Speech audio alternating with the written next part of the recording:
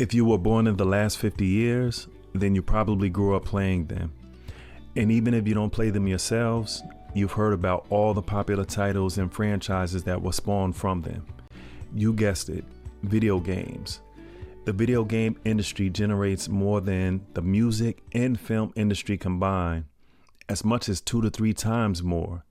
So in this episode, let's discuss the origins and evolution of this entertainment behemoth. Welcome to It Started Somewhere, a podcast about popular products, places, and things we know about, but may not know the story behind them. I'm Shaimond, and today we're getting into the history of video games. So grab your controllers and let's press start on this exciting journey. Our story begins in the 1940s, long before the first home consoles hit the market. Believe it or not, the seeds of video gaming were planted by none other than Alan Turing, the father of modern computing. Turing and his colleague David Champernon created an AI-informed chess game that was too complex for the computers of the time. Instead, Turing had to run the game manually, moving pieces based on the algorithm's decisions. Fast forward to the 1960s, and we find ourselves at MIT, where a group of students were about to change the course of entertainment history.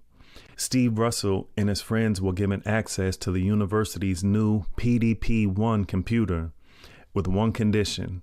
They had to create a demonstration program that pushed the machine to its limits. Inspired by the science fiction novels they loved, these young hackers created a game called Spacewar.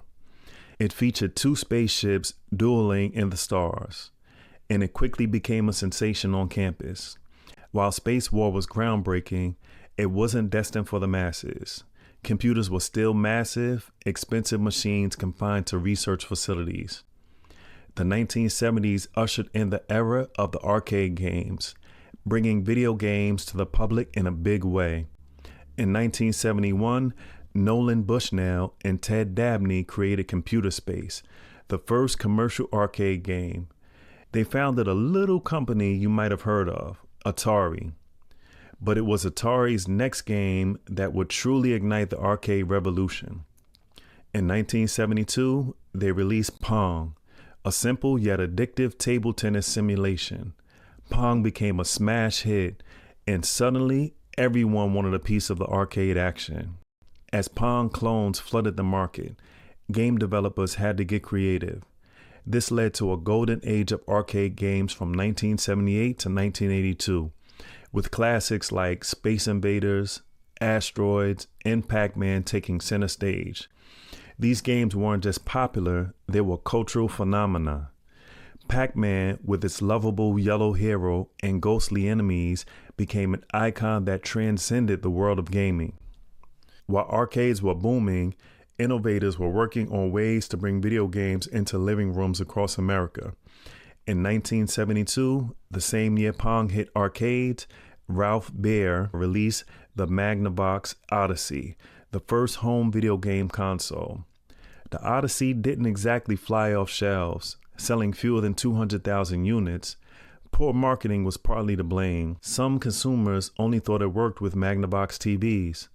But the biggest issue was that Magnavox saw the Odyssey as a gimmick to sell more televisions, not as the birth of a new industry. Atari, however, saw the potential. In 1975, they partnered with Sears to release a home version of Pong. It was a hit, and the home console market was born. As the 1970s gave way to the 80s, a new player entered the game, personal computers. Machines like Apple II, Radio Shack's TRS-80, and the Commodore 64 offered gaming capabilities alongside other useful functions. For many consumers, these versatile devices seemed like a better investment than a dedicated gaming console. This shift, combined with a flood of low-quality games, led to the great video game crash of 1983. The market was oversaturated, and consumers lost confidence.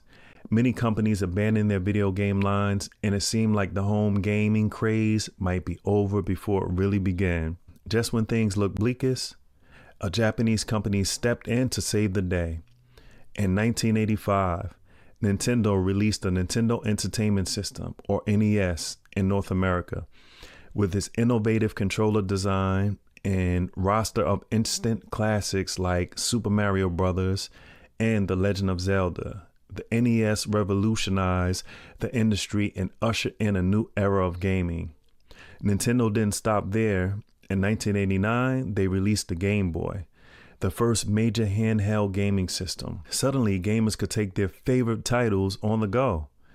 Nintendo's success didn't go unnoticed. Soon, other companies wanted a piece of the pie.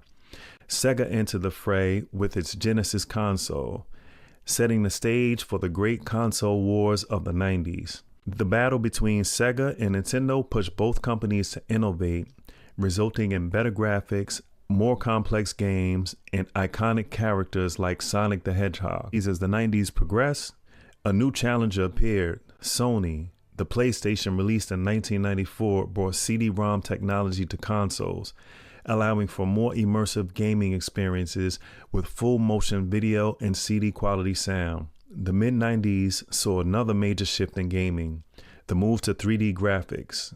Games like Doom on a PC and Super Mario 64 on Nintendo 64 showed gamers worlds they had never seen before.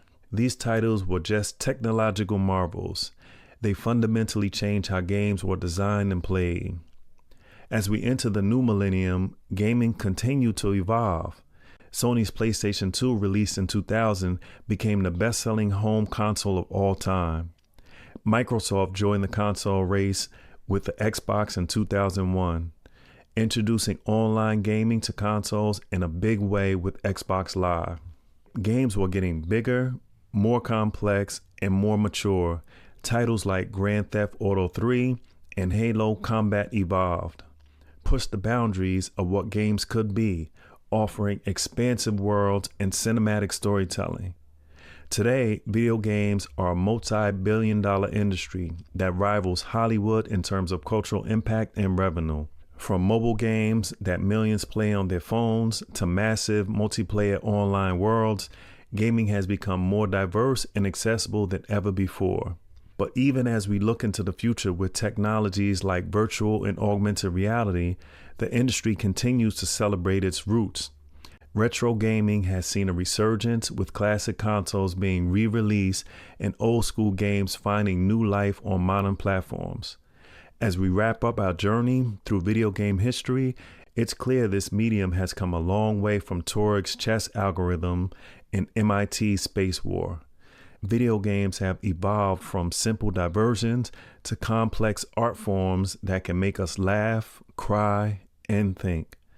They've changed how we play, how we tell stories, and even how we connect with others. From the beeps and pongs of Pong to the orchestral scores of modern epics, from two-dimensional sprites to photorealistic 3D worlds, video games have constantly pushed the boundaries of technology and imagination.